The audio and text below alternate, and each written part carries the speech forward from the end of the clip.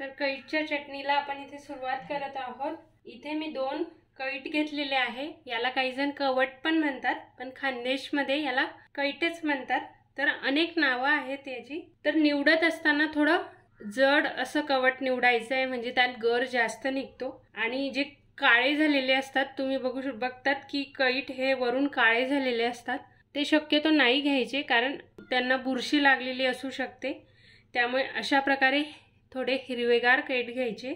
तर आपण याला आता फोडून घेऊया। तर हा सगळा गर आता मी चमच्याने काढून घेणार आहे।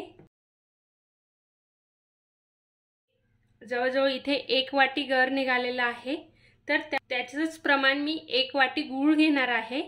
ही चटणी थोडी आंबट, गोड, तिखट असं मिक्स कॉम्बिनेशन असतं या चटणीचं।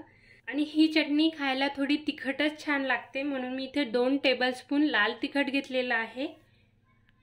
त्यासोबतच मी घेतलेलं आहे 1 टेबलस्पून जिरं, आणि त्यासोबतच मी घेत आहे चवीनुसार मीठ। तर इथे आपली मस्त कैटची चटकदार अशी चटणी तयार आहे। मस्त गोड, आंबट, तिखट लागते, खूप पाणी येतंय तोंडाला।